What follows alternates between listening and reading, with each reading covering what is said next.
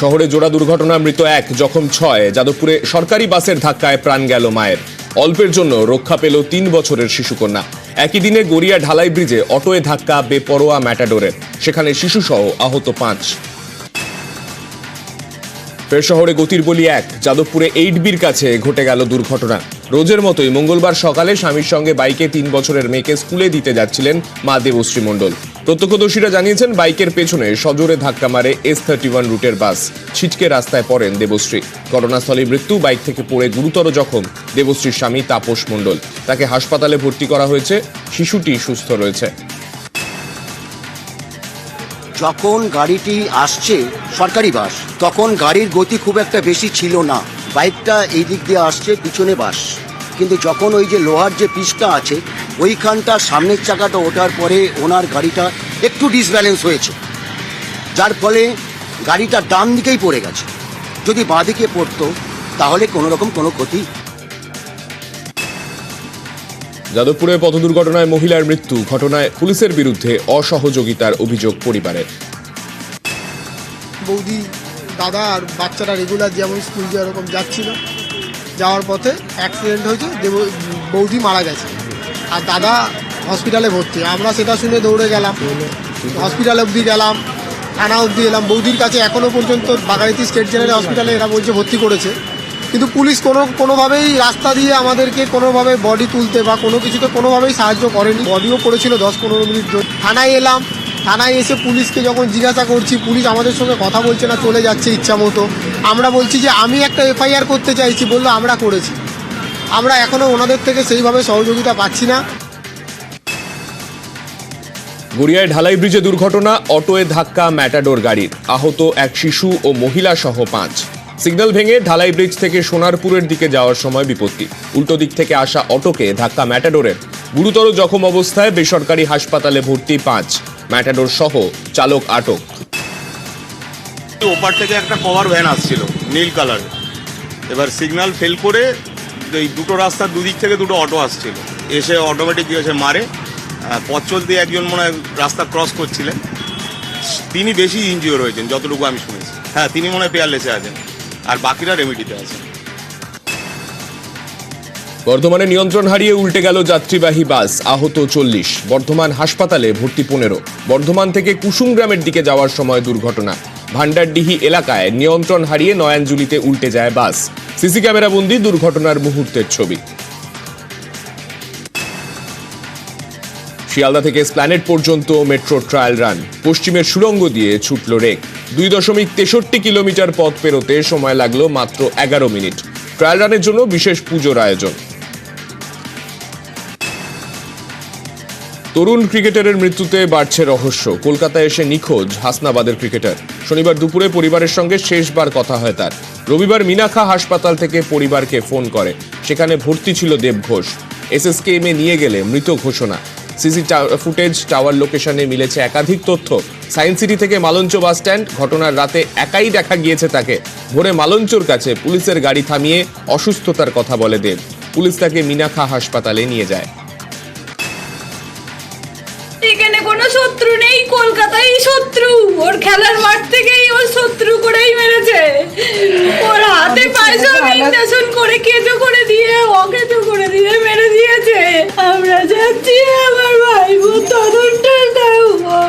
আমার ভাইপো তো আর ফিরে আসবে না, শত্রুগুলো শাস্তি পাক। বাঘাযতীনের পর কামারহাটি ধোবিয়া বাগান এলাকায় হেলে পড়ল নির্মীয়মান বাড়ি। 6 থেকে 7 মাস ধরে চলছিল বিল্ডিং তৈরির কাজ। কাজ চলার সময় আচমকাই হেলে পড়ে বহুতল। হেলা বিল্ডিং সোজা করার চেষ্টা প্রমোটারের। ঘটনাস্থল পরিদর্শন করে কাজ বন্ধের নির্দেশ স্থানীয় কাউন্সিলরের। প্রমোটারের বিরুদ্ধে আইন অনুযায়ী ব্যবস্থার আশ্বাস পুরসভার। কি ভয় করবো, এই তো সব এইরকমই অবস্থা। দেখছেন তো চারদিকে ওই রকম অবস্থা আছে। কাকে নিয়ে ভয় করবো? আর পুরো বেআইনি হচ্ছে, ইল্লিগাল। সেটা আমরা হয়তো এর মধ্যে ব্যস্ত নেই। আমরা তো তখন তো ভেঙে পড়তে পারে, ভেঙে তো পড়তে পারে। সেটা আমরা কি করব? এখানে শাসন আছে, सब आते एरा देख भी हमरा की बोलते। बिल्डिंग बना अभी 6 महीना नहीं हुआ, अभी इसको लगा करके सीधा कर रहा है, टेढ़ा कर रहा है वो लोग। क्या लगा? ये तो बगल में हम लोग रखते हैं, कब गिर जाएगा? हमारा बच्चों लोग स्कूल है बगल में। মানে হয়েছিল ওই বিল্ডিংটা দেখা হয়েছিল, তারপরে ওইটা মানে ওকে লাগিয়ে আমি আর সিধা করছি কি যদি পৌরসভা বলবে পরে ভেঙে দিতে তাহলে আমরা বিল্ডিংটাই ভেঙে দেবো, কোনো আমাদের অসুবিধা নেই। আমরা জানলাম না ওইখানে বাড়ি ছিল, তো আমরা ভাবলাম ভালো জানি ওটা আগেকার পুকুর ছিল ওইখানে। এটা তো বাড়ি ছিল, বাড়ি ভেঙে বাড়ি হয়ে গেছে অনেক আগে, ওরা পরে আমরা জানতে পারলাম যে এখানে আগে মানে অনেক আগে পুকুর ছিল। বিল্ডিংটা ভাঙতেও গেলে তো রিস্ক ছিল। ওরা পৌরসভা এখন ডিসিশন নেবে, যা ডিসিশন নেবে ওটা আমরা মানতে রাজি আছি।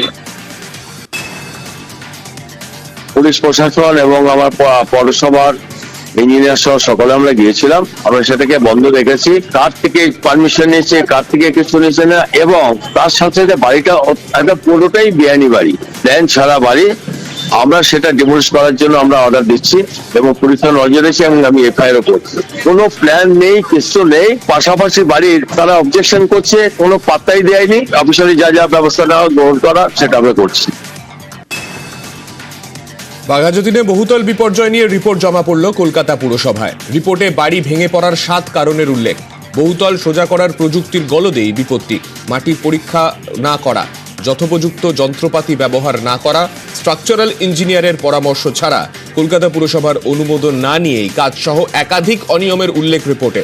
বাড়ি সোজা করতেও প্রযুক্তিগত নিয়ম না মানার অভিযোগ। যাদবপুর বিশ্ববিদ্যালয়ের বিশেষজ্ঞদের পর্যবেক্ষণের পর রিপোর্ট জমা পড়ল পুরসভায়।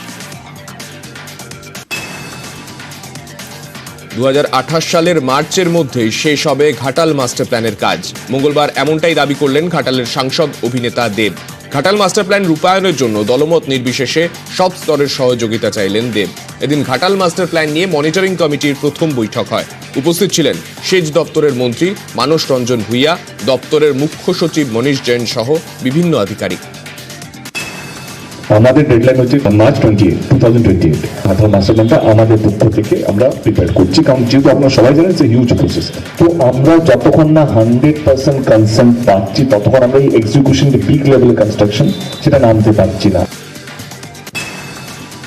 আমরা দাসপুর একের কোনো লোকের কোনো কষ্ট করতে দেব না, ক্ষতি হবে না। তাদের বুঝিয়ে বলে দেব, ছবি দেখিয়ে দেব এবং তাদের অনুরোধ করে বলবো যেমনি করে কেলেঘাই কপালেশ্বরী কাটার পর 12 বছর বন্যা নেই, তেমনি ঘাটালের মানুষকে, মেদিনীপুরের মানুষকে, পশ্চিম মেদিনীপুর, পূর্ব মেদিনীপুরের মানুষকে বন্যা থেকে বাঁচাতে ঘাটাল মাস্টার প্ল্যান হবে হবে হবে। আবাস যোজনায় কেউ টাকা চাইলে থানায় গিয়ে অভিযোগ করুন, সোমবারই পরামর্শ দেন মুখ্যমন্ত্রী। আর মঙ্গলবারই পঞ্চায়েত প্রধানদের বিরুদ্ধে রেজিনগর থানায় অভিযোগ করলেন উপভোক্তারা। আবাস যোজনায় কাটমানি নেওয়ার ভুরি ভুরি অভিযোগ মুর্শিদাবাদে। সোমবার লালবাগের সভায় এই নিয়ে সরব মুখ্যমন্ত্রী। কাটমানি চাইলে থানায় অভিযোগের পরামর্শ। এরপরই রামপাড়া ও আন্দুলবেরিয়া গ্রাম পঞ্চায়েতের একাধিক উপভোক্তা রেজিনগর থানায় গিয়ে অভিযোগ জানান। আর সরকারি যে প্রকল্পগুলো হচ্ছে, কেউ যদি আপনাদের কাছে 1 টাকাও চায়, 1 টাকাও কাউকে দেবেন না। তার কারণ হচ্ছে এটা সরকারের টাকা, অন্য কারোর টাকা নাই।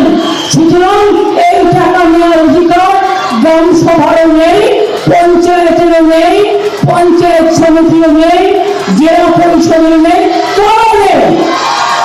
যদি কেউ টাকা চায় পুলিশ থানায় গিয়ে ডায়েরি করবে, আর যদি পুলিশ ডায়েরি না নেয় আমার মুখ্যমন্ত্রী সরাসরিকে জানাবে। প্রথমে আমি 60,000 টাকা পাইছিলাম, তো ওই টাকার দরুন আমাকে টাকা দিতে হবে। 5,000 টাকা দিয়েছি, পরে যে টাকাটা ঢুকবে সেই টাকাটা যদি আমি না দিই, 15,000 টাকা না দিলে আমার টাকা ওরা ঢোকাবে। কে বলছে এটা? ওটা রবীন ঘোষ, হয়তো আমাদের তৃণমূলের প্রধান। কিসের টাকা এটা? এটা ঘরের টাকা, আবাস যোজনা। আবাসের জন্য। এখন আমরা কিভাবে টাকা দেবো তার চেয়ে এখানে আমরা সবাই মিলে এসেছি, এখন কি করি ওরা দেখুক। মিনিবাসের ধাক্কায় মৃত্যু ঘিরে উত্তেজনা, জাতীয় সড়ক অবরোধ। মৃতের নাম গৌরব মোদী। আসানসোলের রানীগঞ্জের 60 নম্বর জাতীয় সড়কের তারবাংলা মোড় এলাকায় দুর্ঘটনা। বাইক নিয়ে রাস্তা পেরোনোর সময় দুর্গাপুরগামী মিনিবাসের ধাক্কা, ঘটনাস্থলে মৃত্যু গৌরবের। দীঘার হোটেলে খাদ্য সুরক্ষা দপ্তরের হানা। দীঘার একাধিক হোটেল এবং রেস্তোরাঁ থেকে বেশ কয়েক সপ্তাহ ধরে অস্বাস্থ্যকর খাবার বিক্রির অভিযোগ। এরপরই নিউ দীঘার 20টি হোটেল রেস্তোরাঁয় হানা খাদ্য সুরক্ষা দপ্তরের আধিকারিকদের। বাজেয়াপ্ত পচা খাবার, রান্না করা খাবারে বেআইনি রং ও নোংরা জল ব্যবহারের অভিযোগ। 40টি হোটেল ও রেস্তোরাঁ মালিককে নোটিশ, ক্রেতাদের স্বাস্থ্যকর খাবার পরিবেশনের নির্দেশ। সিউড়িতেও খাদ্য সুরক্ষা দপ্তরের অভিযান, একাধিক মিষ্টির দোকান রেস্তোরাঁতে অভিযান। সিউড়ি বাসস্ট্যান্ডের সামনে মিষ্টির দোকান থেকে উদ্ধার পচা মোরব্বা। উদ্ধার হয় মেয়াদ উত্তীর্ণ খাবারে ব্যবহারের সামগ্রী, নিম্নমানের রং, ড্রেনে ফেলে দেওয়া হলো রান্না করা গন্ধ হয়ে যাওয়া খাবারও। অনেকের বিরুদ্ধে লাইসেন্স ছাড়া দোকান রেস্তোরাঁ চালানোর অভিযোগ। সতর্ক করা হলো রেস্তোরাঁ মালিকদের।